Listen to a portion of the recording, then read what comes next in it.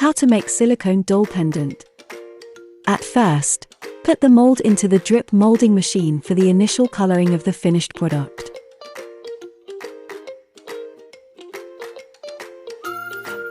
Second step, put the finished mold into the oven to fix the color.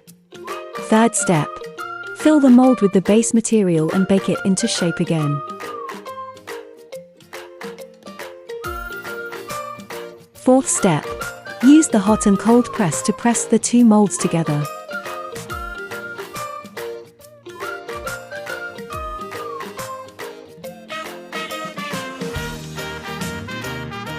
Finally, cool and open the mold to get the product.